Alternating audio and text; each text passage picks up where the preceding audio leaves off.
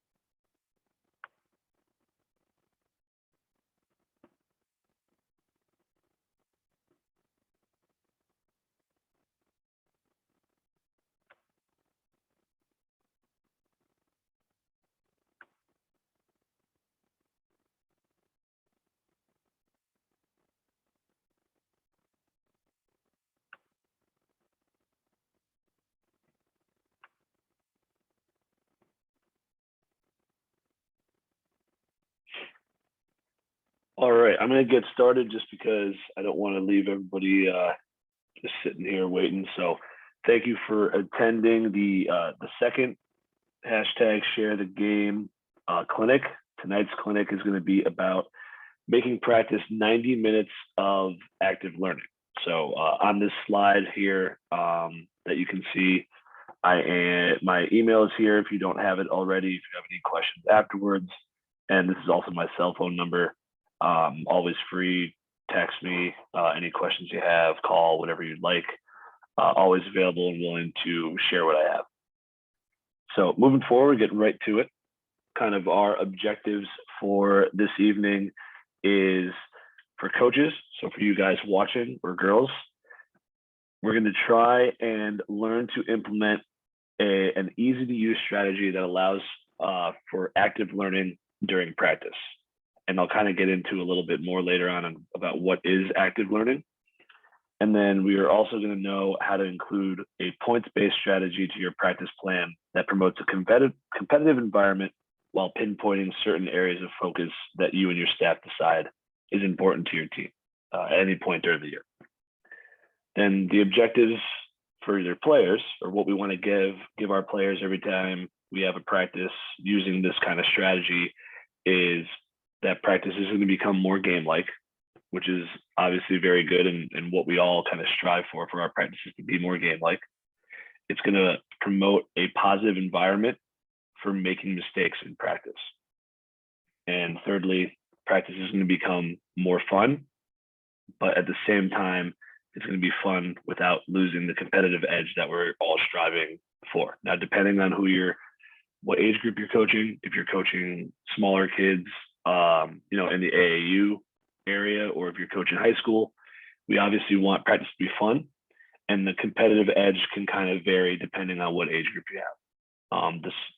The younger they are, the less competitive it needs to be. It still needs to be somewhat competitive, but it doesn't need to be overline of like making sure that we're all having fun at the same time. But if we're high school coaches, we will also want to make sure that we are really making practice competitive and difficult for our players, so they're ready for whatever obstacles they're going to face during the season. So the first thing that we are going to look at in part one is something that I adapted that's known as, that I call the fixed guide and follow method for practice planning. So this is kind of the before practice with how you're going to plan your practices out, and then it's going to have a direct effect on active learning during the practice. So when we're talking about the fix method, and I should say fix, guide, and follow is how we're going to label everything that we do in practice. Every drill, small-sided game, live part of practice, we're going to label it like this so that you get reminded of it, as well as the rest of your coaching staff or whoever else has access to your practice plan. So the fix portion of practice is areas where coaches can stop and teach when they see correctable errors. And so this kind of is probably going to be during your skill work, or maybe introducing a new play or a new set, or a different type of concept on offense or on defense, etc. So basically, the fix method is saved for and labeled on the practice plan for things that are being introduced for like the first time. Anyone in the gym, all right, when a drill is labeled a fix, anyone in the gym can stop when they see an error made, because this is the learning segment of practice. Now, that being said, we probably shouldn't have more than 1 or 2 drills or segments of practice that are labeled as fix. And you're going to see why kind of later on in this presentation. So the fix portion, like I said, is just the ability for everyone in the gym to stop something when they see a correctable error and to work on whatever it might be that you are working on that day. Next, we have the guide portion of practice, and this is where coach's intervention is limited by the practice plan, meaning that every single coach, and you can do it however you want, but I like it to be limited to, like, you can just limit yourself as the head coach, you could limit it to the assistant coaches, whatever you want to do. But basically what it looks like is whatever's being worked on now in this guide stage has already gone through the fix stage. We don't need to continually stop it every time an error is made or a mistake is made. And more of the responsibility is handed over to the players during this portion of practice. During these parts of practice, coaches are going to only be able to stop a play or a part of practice if a mistake happens 3 times in a row. So we're not talking about a mistake happening 3 times in general. We're talking about a mistake happening 3 times in a row. And the reason that I use 3 as a barometer is to gauge understanding, is because if a player makes 2 mistakes in a row and then fixes it on the 3rd without any intervention from you or one of your assistants, then that's way more valuable than if you had just stopped it the first time and told them what to do.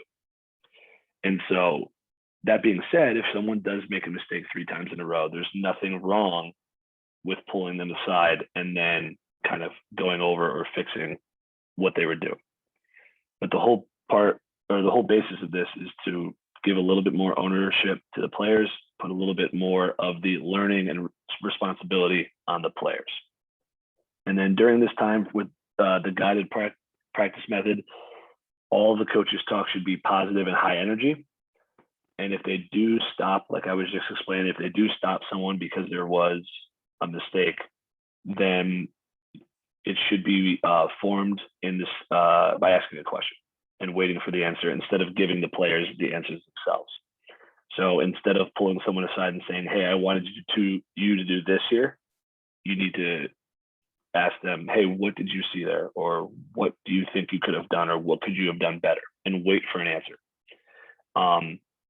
If the player that you're talking to doesn't give you an answer and you've stopped it the whole practice, and everyone's kind of listening, then you can, instead of answering it right there in front of the player, you can open up the question to the rest of the team. And I like doing that because if you have a bunch of blank stares on your face and they have no idea what you're talking about, that might be a good sign that we need to maybe take a step back and go back into the fixed stage, because they're not necessarily understanding. But if we have a few players who are able to answer the question, then that just means that we've got some players who are there and we got a couple other players that need to catch up. And that's fine. That's kind of the part of learning, and that just means that they continually need to practice it and whatever you're working on, and eventually they're going to get to that stage where they do remember it. And then the third part is the follow portion of practice. And to me, this is the most important, and I think it's the most looked down upon, I guess, or part of practice that a lot of coaches don't do. And so basically what means is during these segments of practices for me, no coaches, including myself, any assistants, are allowed to intervene at all. The only thing they can do is use positive praise when good things happen on the court. And so during the follow portion of practice, what happens is each side, each team is given a team captain for that drill or the small sided game or whatever we're working on, and that player can rotate throughout practice, pick different kids, which is always important.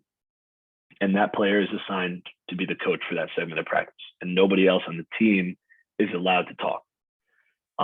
Obviously, they can talk during the drill, but any downtime, any huddling, the coach or the team captain who's acting as the coach is the only one allowed to give instruction during that time.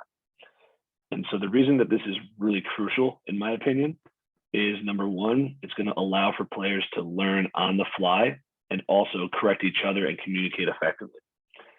And this is as game-like as we can get because, during a game, we can't, as coaches, stop the game live in action besides calling a timeout. But even so, like a timeout can be really hectic. It's only 30 or 60 seconds. So this is really good practice for the players on the court to be working together to problem solve and to figure out what they're supposed to be doing. The second reason that this is really important and crucial to being a part of your practice is because it allows players to work on their leadership, their teamwork, their listening, and their effective communication skills. And so during this time, players are learning by doing, not by being told what to do, similar to what they're doing in the guide portion. They have also seen, I've also seen this time in practice where players are facing adversity on their own or together as a group, and they can't look to a coach for help, only for support. And I think that's really, really important in this situation, in this stage, because players sometimes rely on us too much. And I think it's really good for them to have to rely on each other and to face, and conquer or fail, because both are really crucial to the learning experience. It's crucial to make mistakes, and it's crucial to fail, and it's crucial to conquer and overcome stuff. And then finally, it's going to allow those quieter players, because we all have those players on our team who don't really talk that much, and that's fine. And it's going to allow those players, when they're given this role as coach, to find their voice by throwing them right in the fire. Their teammates are going to be looking at them for instructions, and they have to say something. If they don't say anything, they're going to fail. And it also allows for those players who are always constantly talking and always constantly leading to take a step back and work on their listening skills, because they can't always be the one who has, that one thing to say. And what I've seen when I've done this is I've seen kids who are outspoken kind of be shocked when the quieter kids comes up with a good idea and they score on it, and they get excited because they're like, wow, that was really good. And they realize that their teammate, who doesn't really talk that much, has good ideas, and they kind of commend each other, say, hey, you need to talk more. You need to speak up because that was a really good idea, and go from there.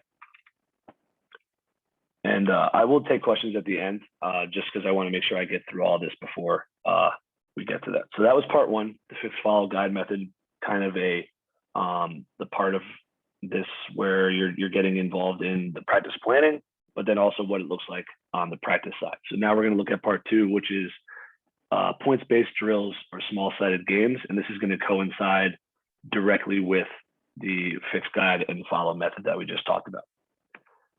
So first off, what is points-based practices? Points-based practices basically mean instead of doing one drill that focuses on one skill, we're going to use a competitive atmosphere and games to focus on the same skill or multiple skills at once. And so the example I always like to give when I talk to coaches about this is rebounding. Obviously, it's something that is very important to the game, and a lot of people struggle with it. A lot of teams struggle with it. And I see a lot of coaches at practices doing, a 2-on-2 or a 4-on-4 box rebounding drill because they're trying to get better at rebounding. And that's fine. Like you're taking something that you're trying to get better at and you're doing it in practice and you're trying to put an emphasis on it. My problem, in my opinion, and my view on it is those kind of drills are not game-like. And more importantly, even if we don't want to admit it, they're not going to be fun for everyone. And if the kids aren't having fun during a drill, or not everybody's having fun during a drill, then the drill isn't working because there's no learning going involved. People aren't going as hard as they should be. They're kind of going through the motions, and then we get more frustrated as coaches. So for me, I like to say, all right, let's take the same rebounding skill that we want to work on, and we're going to put it into a points-based game. So we're going to say we can do it 2v2, we can do it 3v3, we can do it 4v4 or 5v5, whatever you want. You can even do it one-on-one if you really want to, if you have a lot of hoops and a small amount of kids. But basically what I do is we'll play live in the 2-on-2 or 3-on-3 or 4-on-4 or 5-on-5, and we switch up how we score the game. And so what we'll do is any defensive rebound that a team gets is going to be 2 points. Any offensive rebound that a team gives up is going to be -2, and every basket that they score is worth 1. And so right there, what we did just by switching up the way we keep score is we've shown the players what the emphasis is on in this game. And they're still going to go live. It's going to be very much game-like, and they're going to go hard because they're having fun. And what I've seen is when I've done this, I don't have to really stop the drill or the game at all, because if someone gives up an offensive rebound, their team's going to huddle them up and they're going to hold each other accountable. And they're going to say, we got to box out. We got to do a better job of crashing the boards. And guys are going to start going after the ball more because what's worth the most points? Oh, it's a 2. All right, then I'm going to go get a rebound because I want 2 points for my team.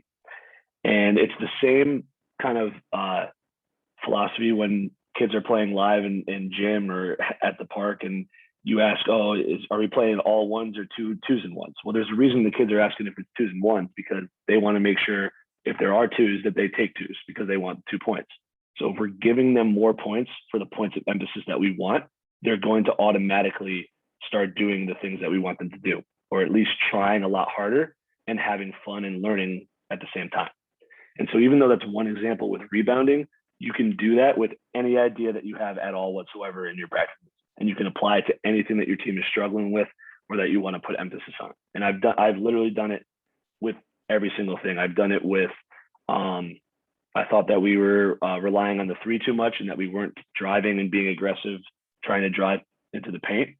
So I'll play games where there's no shots at all. You get a point every time someone gets 2 feet in the paint, and we'll just drive, kick. And then we'll, kind of go back off of that, and we'll say, all right, every time there's a paint, drive into the paint, it's 2 points, every score is 1 point. And so now the emphasis is on making sure that we're getting driving into the paint and then trying to score off of it. So it's kind of like a mind game with the kids and getting them to do that, but also making sure that they're having fun and that they're learning in a game-like atmosphere. So this is kind of what I just went over, but why do I do it? It's like I said, it's game-like situations all the time. It's fun, which I think at the end of the day, we all want our kids to have fun at practice because it's going to be more enjoyable for them to come. But most important, players are learning by making mistakes, and they're going to self-correct each other without the coach's intervention. And I think if we all take a step back and think about what we really want our teams to look like, we want our teams to be player-driven, not coach-driven. And by doing this, I think you're going to get there if you haven't already, or at least you're going to get there a lot quicker than you would have if whatever you're using, whatever strategy you're using now.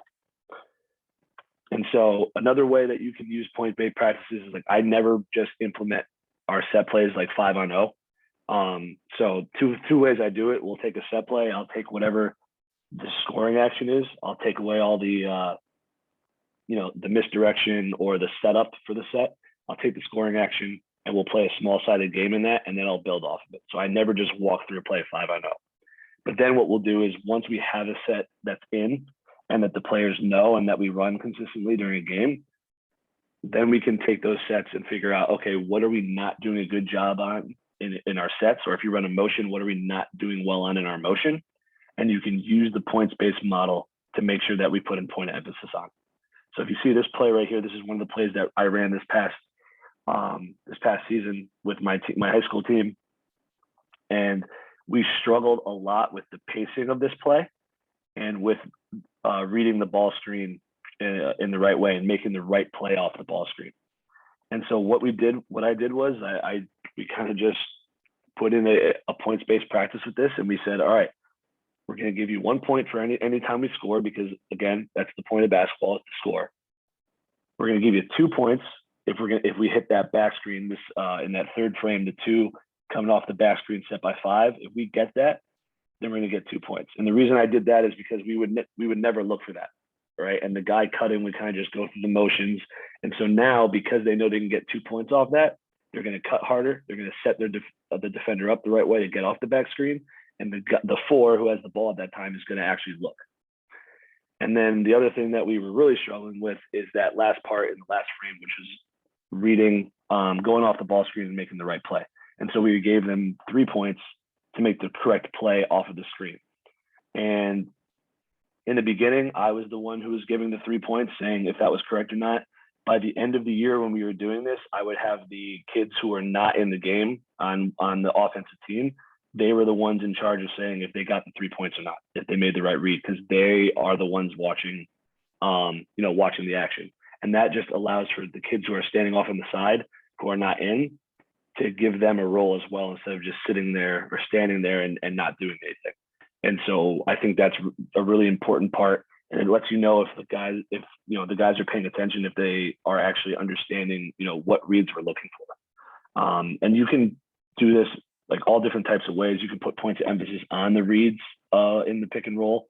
The one thing I think I did at some point during the season, not necessarily with this play, is we would never hit the lift guy from the corner off of our screens. We were always either coming off and looking to shoot or score or pass it to the 5. And a lot of times our lift guy would be wide open. And so we would just do a practice, like a live game, where if you hit the lift guy and you got 3 points, and if you hit the 3, you got 6. And so now they're really looking for it, because if they hit it, you're going to get 6 points, which is like 2 possessions worth of points right there. And then you can also do it 2 ways. Once you get kind of used to this and scoring it, I would also do, defensively, the defensive team would huddle up, and they're going to get points on defense. They can get a point for proper screen defense, however you teach your screen defense, or however you want to emphasize your screen defense that day or with that set.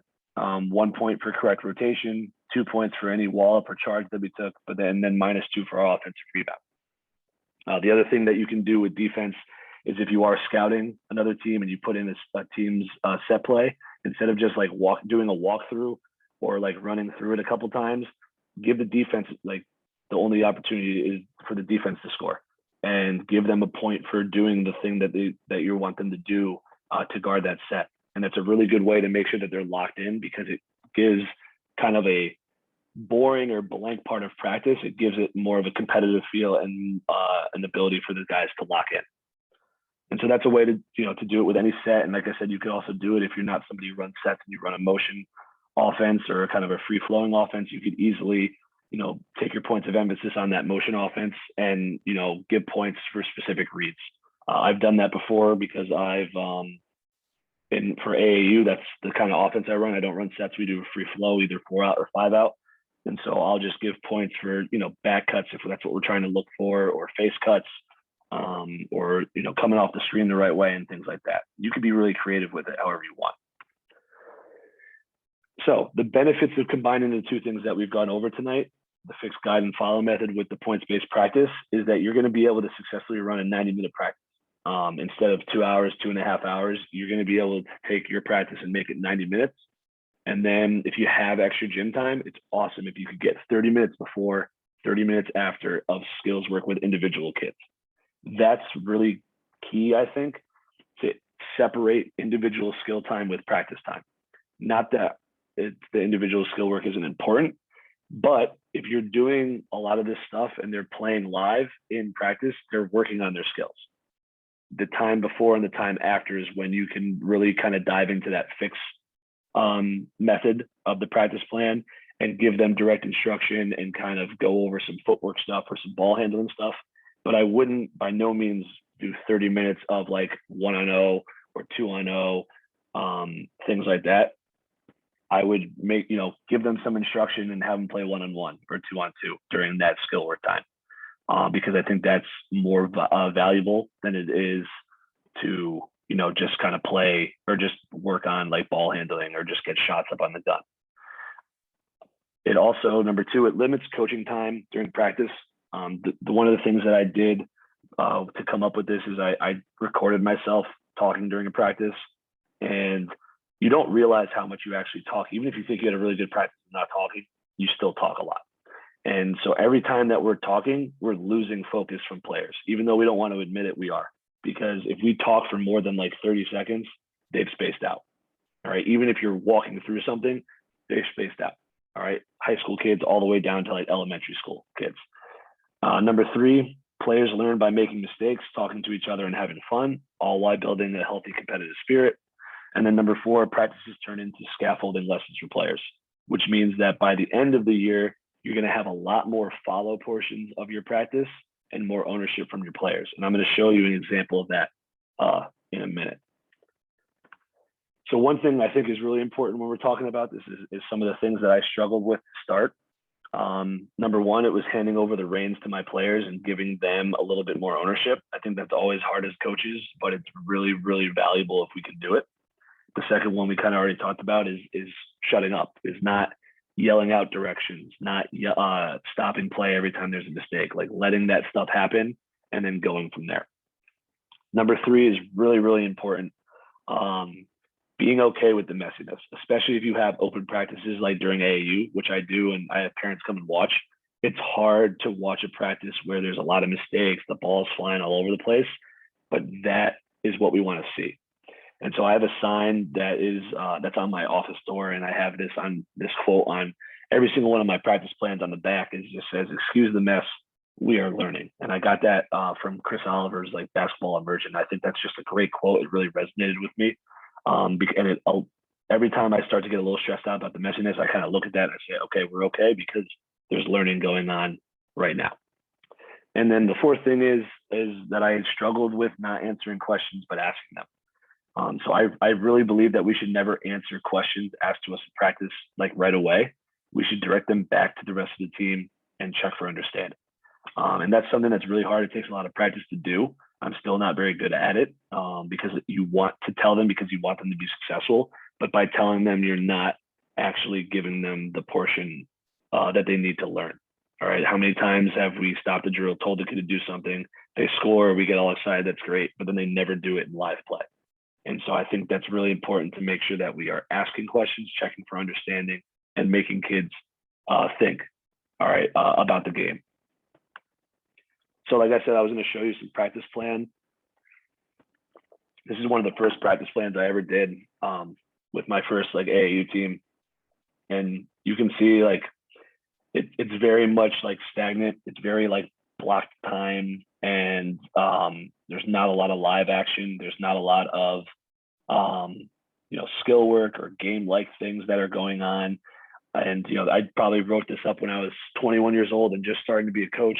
And I look back on it now and I laugh because I probably thought I wrote this up and I was the most organized coach in the world. And now I look at it now and it's like, oh my God, it's more of like a small group workout than it is like an actual practice. So that's just kind of an old practice plan. And then I'll show you, this is from this past season. And this is just an early season practice. So you can see it's there's a little bit more drills. We have a little bit, we have 1, 2, we have 3 fixed, which might be a little bit, now that I'm looking at it, might be a little bit much looking back on that.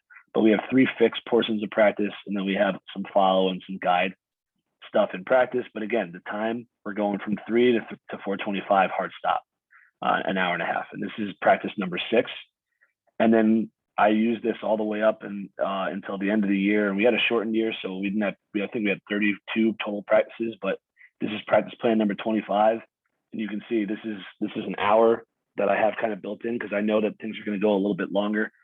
But we have 1 fixed portion of practice, which is in the middle because we're preparing for something that we're going to see from an opponent.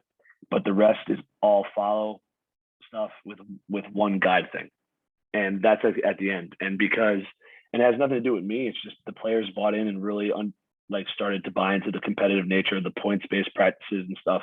And so at this point, they were just really bought into this and it was running really smoothly. So we didn't need to, practice for 2 hours. We were going hard and we were competing for, an hour, 15, hour 30, and then we were out.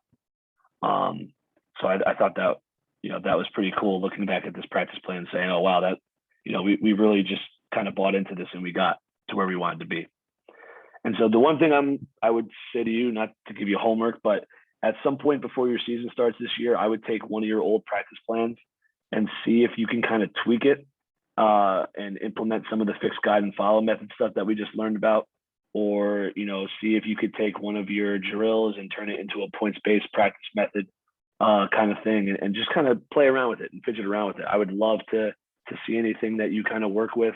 I would love any feedback that you have on this, because like I said, I'm not any expert. This is just kind of my thoughts, and I'm sharing what works for me and what I've spent a lot of time researching and reading about and kind of tweaking throughout the years. And I think that this is hopefully really helpful for you guys because I find it really helpful for me. And so, like I said, I'll kind of exit out of the stop and share thing so you guys can see me. But does anybody have any questions? We got about like 8 minutes left until the Zoom ends. Since I'm cheap and I don't have the actual real account, I can only go for 40 minutes. But does anyone have any questions? You can type in the chat or use the raise your hand option here, or let's see if anyone has any questions. Let's see.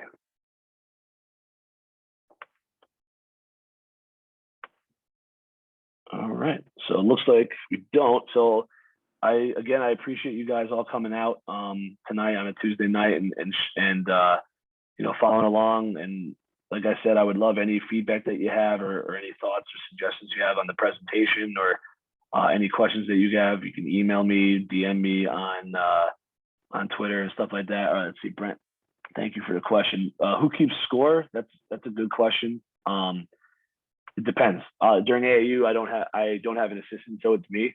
I keep score on the scoreboard, and one of the things that's really helped me give more of the responsibility to the players is, instead of standing on the court, standing over by the scorer's table and by the clock. Since I have to keep score over there, I can't really run out on the floor and want to stop stuff. So I'm kind of gotten comfortable with standing over there. But that was a good question. Yeah, so again, thank you. All I ask is, if you do have a social media account on Twitter, if you could just kind of give a shout out to this presentation, I would really appreciate it, or a shout out to the Share the Game movement. I don't do this for money or anything like that. This is all about sharing the game with you guys and getting better as a basketball community. So I appreciate it. Thanks a lot for showing up, and hopefully I'll connect with you guys either on Twitter or direct message or whatever. Have a great rest of the evening.